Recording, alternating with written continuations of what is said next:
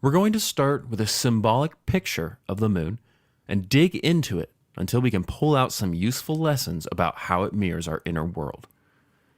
Picture the new and full moon as the oscillating rhythm between its dark and illuminated states. These states have a big impact on nature. Tides are strongest at these times, and the pattern of black to white, white to black, is suspiciously spiritual in its presentation. In fact, it perfectly mirrors the naturalist theories espoused in the yin and yang. According to Chinese medicine, the yin and yang is constantly flowing in search of equilibrium, a state of perfect balance and peace. Perhaps understanding the moon's flows between these states can help us harmonize with it in our mindset and rituals. Inspiration and structure. Let's say an artist has a flash of creativity, his imagination suddenly surging to envision a masterpiece. This is the inspiring force of the yang. His vision is so overwhelming, it carries no mundane details about how to articulate it in common terms. He must then invoke the analytical force of the yin to consider his materials, his technique, the medium with which to give structure to his inspiration. We're very familiar with the voices of inspiration and structure because we hear them all the time as our impulsive inner self and our restrained outer self, the ego, battle for control. If the artist shows no restraint, no one can understand his masterpiece. If they focus too much on the technique, then the art form is lost. You can imagine the whiteness of the full moon like a block of marble, with innumerable possibilities before the creator. Before this point, the possibilities were only concepts in the imagination, but now is the moment of divine inspiration where he sees his end product with perfect clarity. He begins to chip away at the white stone, whittling down the possibilities, the negative revealing familiar form, the vessel to carry the artist's message. By learning this metaphor and translating it to our own inner dialogue, we can perfect the masterpiece of self under the dutiful tutelage of our planetary guide. Before we look at another example, let's refer back to our picture to recap the working metaphor. The waxing moon is inspiration taking root until it emerges as a structured realization at the full moon, the peak of the artist's powers to convey his vision. As the moon fades, so does the artist's magic, and his focus turns from his inspirations to the mundane details of bringing it to life. This rhythm, the opening and closing of inspiration, is the portal activated by the moon. Opening portals. Let's look at another example that will help us understand structure and inspiration in more common terms. Let's say that we disagree with a coworker. They think the best way to spend the company's budget is to increase employee training so customers have a better experience and write more positive reviews. But you think spending money on marketing makes more sense. Now, perhaps they weren't super clear and only cared about a specific training, and therefore don't need the full budget to be used, so you can still have your marketing.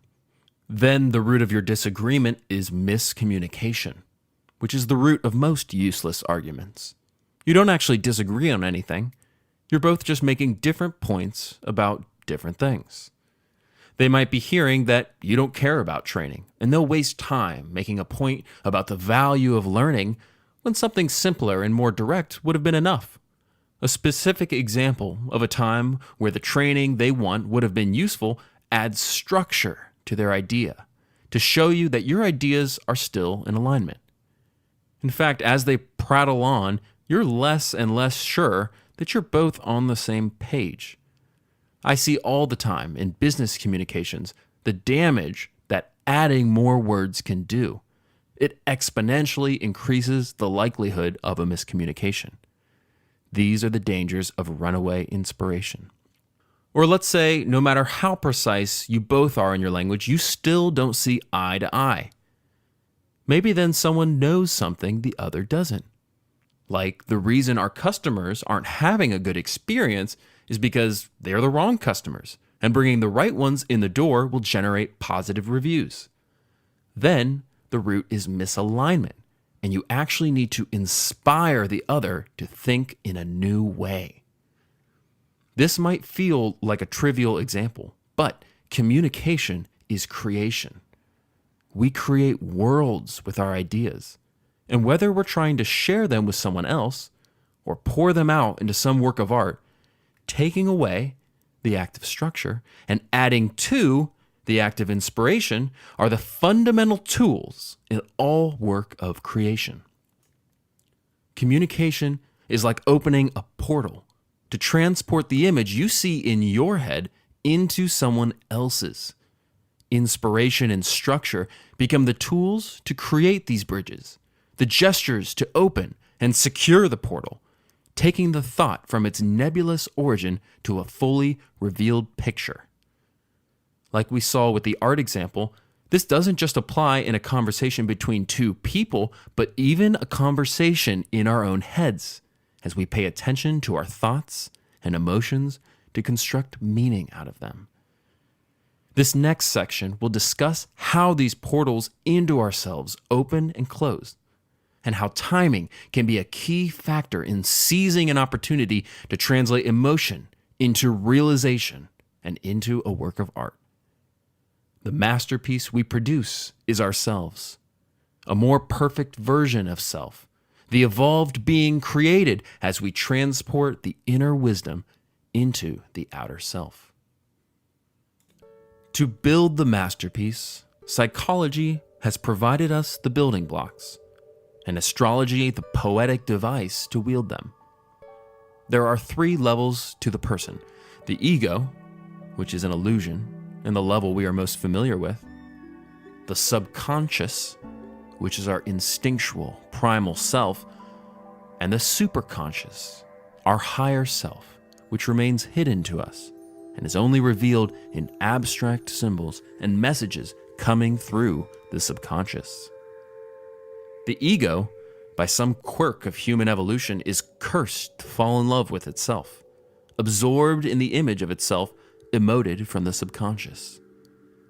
The challenge presented to each of us through life's twists and turns is receiving and integrating the messages from the superconscious that bubble up from the subconscious into awareness. In astrology, the moon and the sun are the central figures acting out this dance. The moon represents the hidden, and the sun represents the conscious image of our character, salvaged from the ocean of symbols and metaphors nested in our subconscious. Just like the tides, there are periods when the subconscious currents run more fiercely, and these messages come through louder. There are other times when the subconscious is unavailable to provide us answers, and contact with it may only reveal its darker nature. In the same way, if a friend came to you distraught because their dog was hit by a car, you can't tell them, "Well, Sparky was a good boy, but you'll get another dog and just get over him." That may be the silver-lined realization they come to at the end of their grieving, but we as humans can't just be given our answers. We need time and space to prepare us so that we're ready to actually listen. There are no shortcuts to our emotional growth. We must wait on the moon to open up the gates of our superconscious so that the answers can surface in their own perfect way. When we act impatiently, out of alignment of this sacred cycle, we feel unsteady, and our daily actions do not come from a place of inner confidence. Inspiration can only be received when the heart is open. Otherwise, its message is unintelligible. In other words, we can't force our growth. We can only prepare the conditions and await the proper timing for the light bulb moment to occur on its own.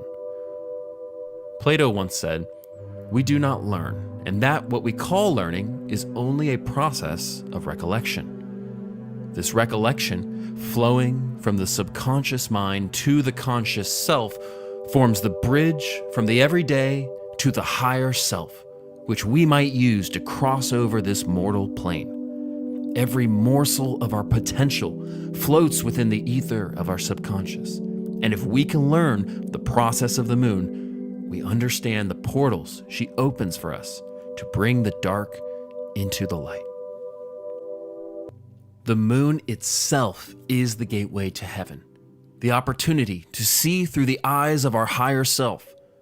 From this portal flows our feelings, releasing our truth with more clarity than we could construct unaided.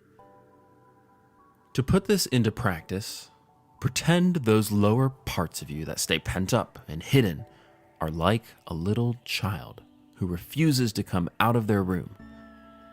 Pretend depression is the child keeping the door locked shut, and joy is him venturing out to go play in the yard. Visualize this by looking into the full moon as a mirror, staring into its silvery complexion to see ourselves. It becomes the portal to see our inner child. You are the parent, patiently waiting for the child to finally venture out of their room and open up to you. The moon can become your object of meditation to sustain this direct line to your inner self.